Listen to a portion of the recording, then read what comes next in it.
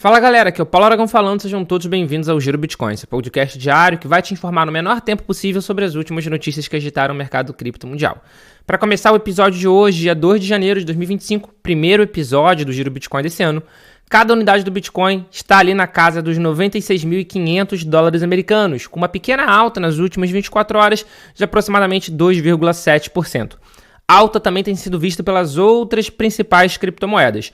O Ether, por exemplo, o segundo maior criptoativo desse mercado, está nesse momento com cada unidade custando aproximadamente 3.500 dólares americanos, com uma alta, com uma valorização nas últimas 24 horas de 4%. Sem sombra de dúvida, um dos grandes protagonistas desse 2025, já desses 2 dias de 2025, tem sido o token XRP emitido pela Ripple.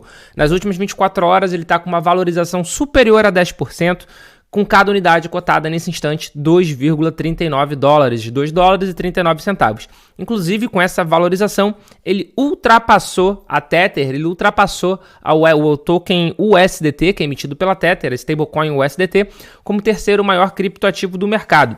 Então, nesse momento, o pódio das criptomoedas por capitalização de mercado está sendo Bitcoin, Ether e a XRP.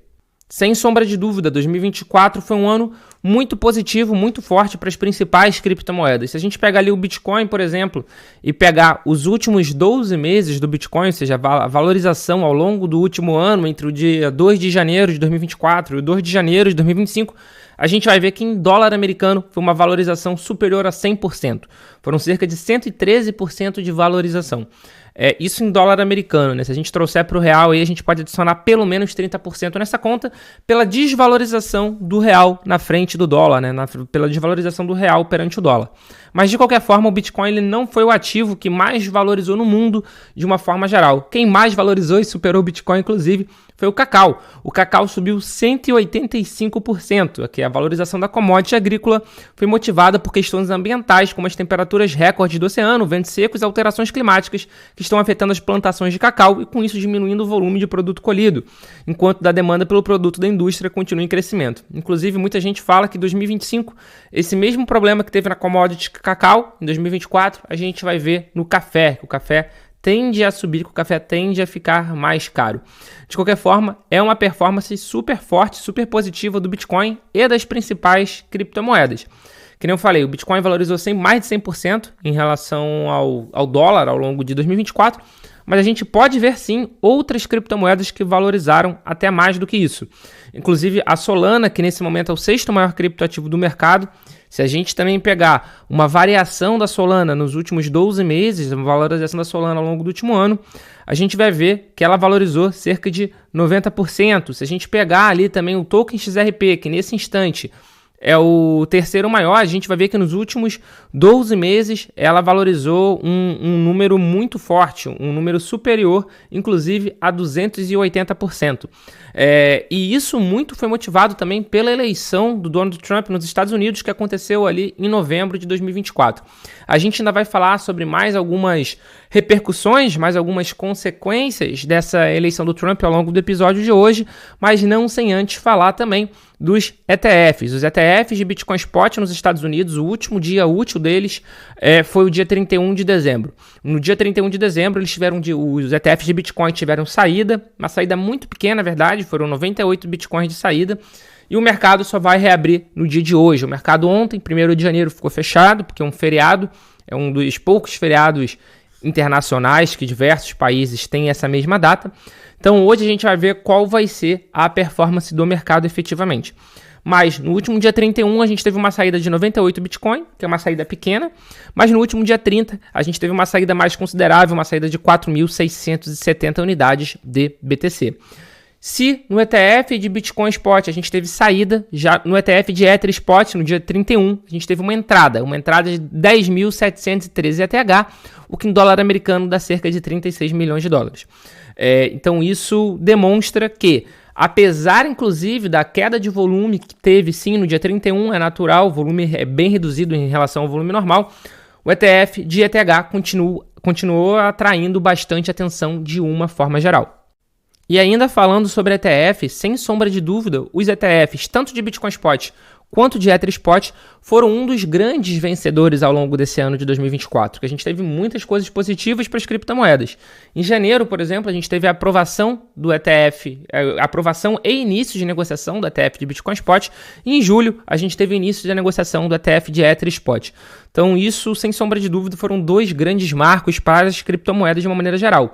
O ETF de Bitcoin da BlackRock liderou em fluxos líquidos de entrada em 2024, que é o fundo negociado em bolsa de Bitcoin Spot da BlackRock, o IBIT, registrou mais de 37 bilhões de dólares em fluxos líquidos de entrada durante 2024, superando seus concorrentes, de acordo com os dados da Fairside Investors.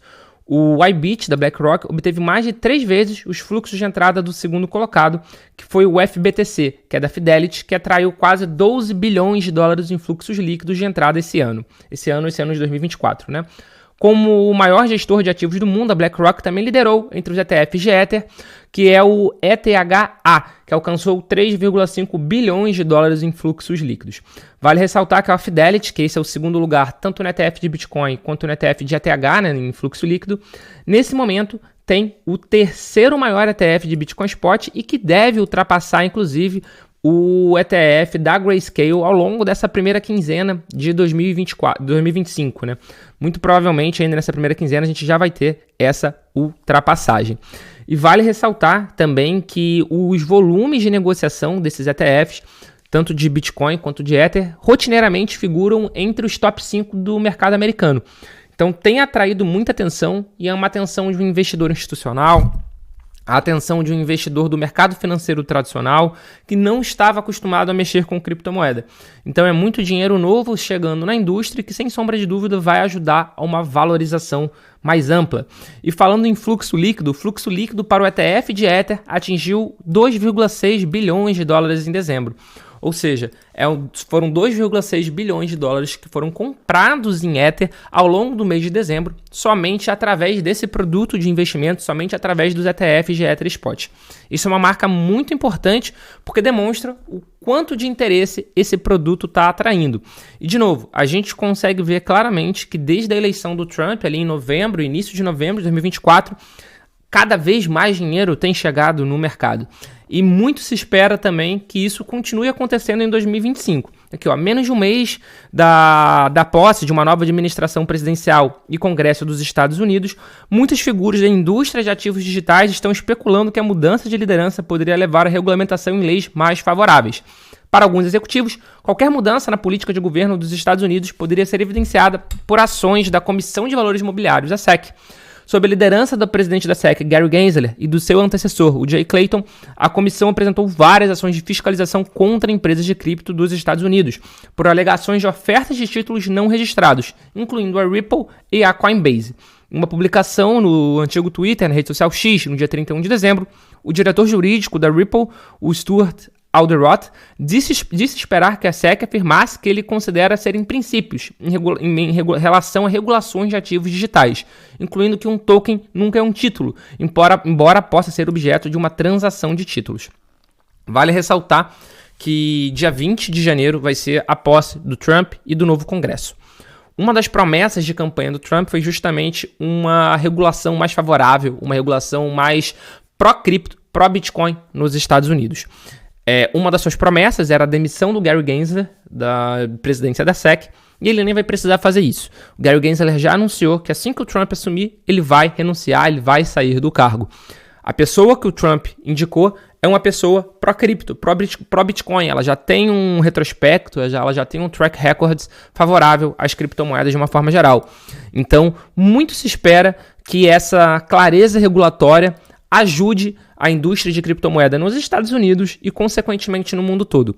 Por isso que, inclusive, diversas análises, diversas previsões têm sido feitas falando que o Bitcoin, ao longo de 2025, vai conseguir superar os 150 mil dólares. Isso não é nenhum conselho de investimento, não é nenhum conselho financeiro, mas, de qualquer forma, são algumas previsões que diversos analistas têm feito. Se isso vai acontecer ou não, só o tempo vai dizer, mas sem sombra de dúvida, a eleição do Trump como presidente dos Estados Unidos vai ajudar muito o mercado de uma forma geral. E uma dessas claras ajudas é justamente um projeto de lei chamado Bitcoin Act, que inclusive está sendo falado que talvez ele passe nem via projeto de lei, mas sim via decreto do próprio Trump. A gente precisa esperar a posse dele para poder ver o que ele vai fazer. Mas o que fala o Bitcoin Act? Que os Estados Unidos vai comprar 500 BTC, 500 Bitcoin por dia, como parte da sua reserva estratégica, né? Da sua reserva financeira estratégica. E se isso acontecer, o que a gente vai ver no mundo, a gente vai ver globalmente, é uma corrida dos países por Bitcoin. Porque, afinal de contas, se o maior país do mundo está adotando o Bitcoin como uma reserva estratégica, os outros países vão acabar tendo que adotar isso também. Acaba se criando essa obrigação.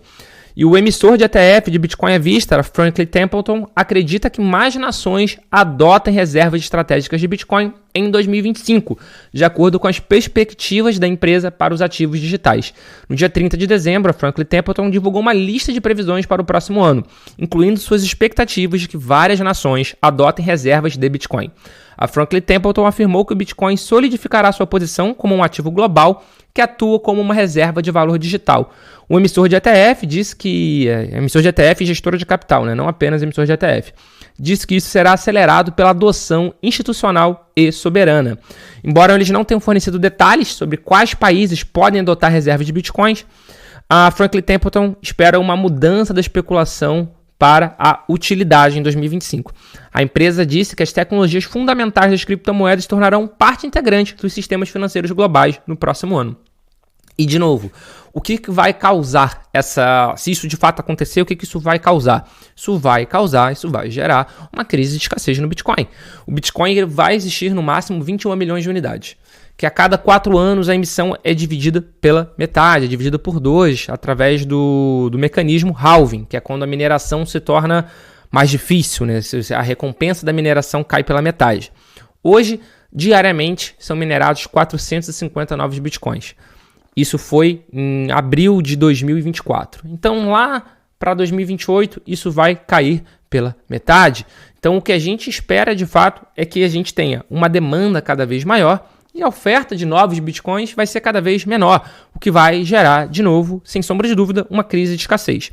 Então, isso é uma receita clássica de valorização de preço. De novo, a gente não consegue cravar que é isso que vai acontecer. Não necessariamente o futuro repete o passado, mas é uma receita clássica de valorização. E se os Estados Unidos, de fato, começarem a comprar, essa previsão da Franklin Templeton vai ser facilmente cumprida. Afinal de contas, diversos países vão seguir, sim, a tendência dos Estados Unidos. Para fechar o Giro Bitcoin de hoje, uma notícia aqui do Brasil. A Binance anunciou no dia de hoje, 2 de janeiro, que recebeu uma autorização do Banco Central do Brasil para a aquisição da corretora Simpol. Com o anúncio, a Binance se torna a primeira plataforma de criptomoedas a deter uma licença de corretora de valores imobiliários aqui no Brasil. Em março de 2022, a Binance anunciou a intenção de adquirir a corretora brasileira Simpol Investimentos, uma empresa relativamente nova no mercado, com pouco mais de 1 ano de atuação na época. A Simpol, uma corretora de valores imobiliários autorizada pelo Banco Central e pela CVM, que tem sede em Porto Alegre, no Rio Grande do Sul. Ao receber a aprovação para a aquisição da Simpol, corretora brasileira que detém licenças de emissão de moeda eletrônica e distribuição de valores imobiliários concedidos pelo Banco Central do Brasil, a Binance, que já atuava de acordo com o cenário regulatório num país como exchange global, pode ser mais eficaz no cumprimento dos avanços regulatórios em andamento. Abre aspas.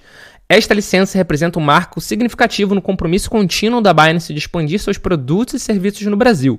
A conquista ressalta a nossa dedicação à conformidade e à excelência regulatória, ao mesmo tempo em que aprimoramos nossa capacidade de fornecer soluções financeiras seguras e inovadoras para a nossa crescente base de usuários no país.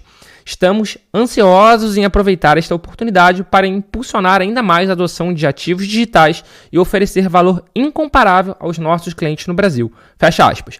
Quem falou isso foi o vice-presidente regional da Binance para a Latam, para a América Latina, o Guilherme Haddad, o Guilherme Nazar. A Haddad é porque sim, ele é parente do ministro da Fazenda do Brasil. De qualquer forma, é um importante passo que a Binance está dando aqui no Brasil e agora a gente vai acompanhar para ver se eles também vão cumprir uma promessa anterior que eles tinham de abrir um escritório no Rio de Janeiro. Inclusive o CZ, antigo CEO da Binance, já chegou a se reunir com o Eduardo Paes, na época prefeito do Rio de Janeiro, que foi reeleito, inclusive, tomou posse novamente no dia de ontem, para abrir um escritório ali na região do Porto Maravilha, na região portuária do Rio de Janeiro. Vamos ver se eles vão cumprir mais essa promessa, mas de qualquer forma, isso sim é um importante passo para a Binance quando eles conseguiram adquirir essa corretora. Então, aparentemente, agora eles estão realmente 100% de acordo com a regulação brasileira. Então, se as pessoas questionavam muito se a Binance reportava ou não as operações para a Receita Federal, agora eu acho que é uma pergunta que não faz nem muito mais sentido. Pelo visto, eles reportam sim todas as transações. Esse foi o Giro Bitcoin de hoje. Muito obrigado pela sua companhia. E a gente tem um encontro marcado aqui novamente no nosso episódio de amanhã. Lembrando que essa semana é mais curta. A gente vai ter o episódio dessa quinta-feira, o episódio da sexta-feira. Então só na próxima semana. Muito obrigado pela sua companhia. Não deixe de se inscrever aqui no canal, de passar a seguir o podcast por onde quer que você esteja escutando, qual plataforma de streaming você esteja escutando. E a gente já tem um encontro marcado aqui no nosso episódio de amanhã. Valeu!